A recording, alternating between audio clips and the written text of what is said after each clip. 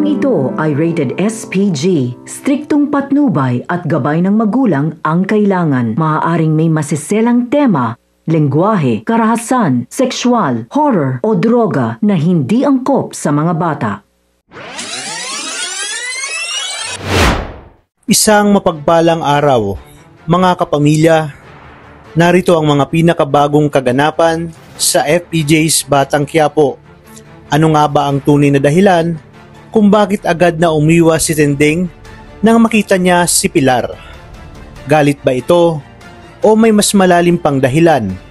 Yan ang ating aalamin sa dulo ng bidyong ito.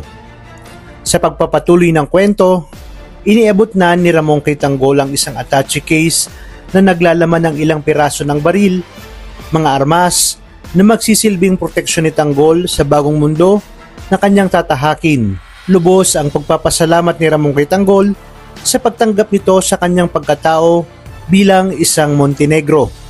Sa kabila ng mga nangyari, hindi pa rin lubos na makapaniwala si Tanggol sa regalong ibinigay sa kanya ni Ramon. Ngayon lang niya naramdaman kung paano maregaluhan ng isang ama. Isang bagay na hindi niya naranasan kay Rigor.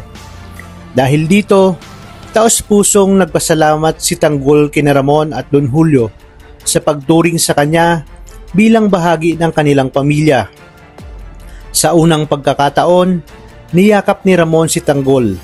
Ramdam sa kanyang yakap ang mga taong hindi nila nakilala ang isa't isa.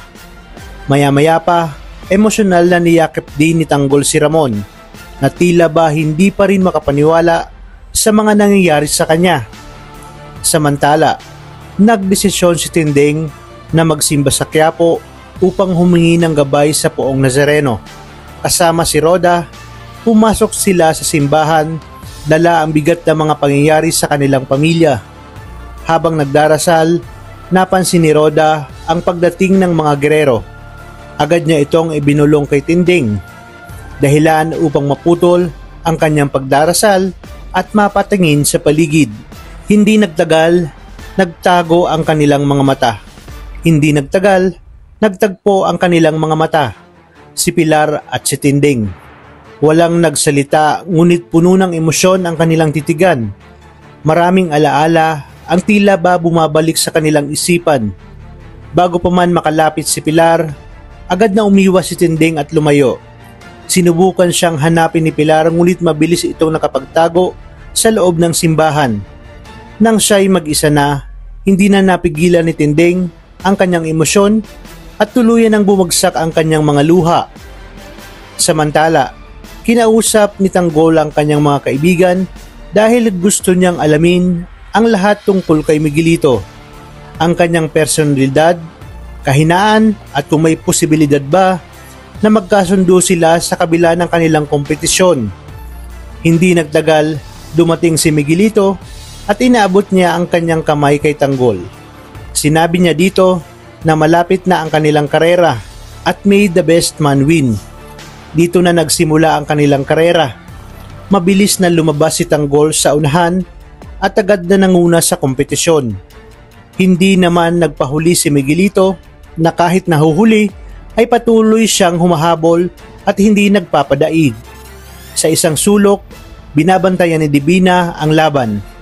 Sa radyo, binigyan niya ng babala si Tanggol na mag-ingat dahil dalawa na lang sila ni Miguelito na naglalaban at maaring may mangyaring hindi inaasahan. Hindi naman makakapayag si Miguelito na maunahan siya ni Tanggol dahil malaking kahihiyan ito sa kanilang pamilya at sa kanyang pagkatao.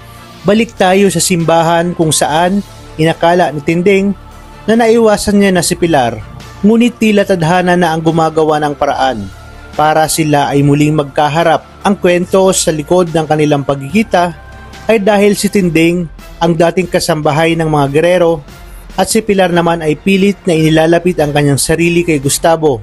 Nang nalaman ni Pilar na nagkakagusto na si Gustavo kay Tinding, gumawa ito ng paraan upang tuluyang lumayo si Tinding, lalo na nang malaman ni Pilar na nagdadalang tao si Tinding at si Gustavo ang ama nito.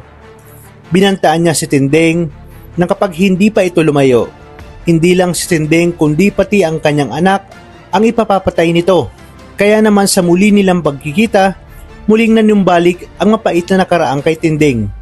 Abangan natin kung aaminin ba ni Tinding kay Gustavo na nagkaroon sila ng anak.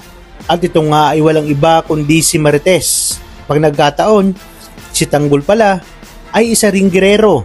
Para sa mga nais mapanood ang mga pinakabagong episode ng FPJ's Batang Quiapo, maaari niyong bisitahin ang opisyal na playlist sa YouTube. Dito makikita ninyo ang mga eksklusibong kaganapan at mga tagpo na tiyak na magpapaantig ng inyong interes sa kwento. Huwag kalimutang i-like, i-share at mag-subscribe sa aming channel para lagi kayong updated sa mga susunod pang kaganapan sa FPJ's Batang Quiapo. Maraming salamat sa inyong patuloy na suporta at pagpalain tayong lahat, kapamilya.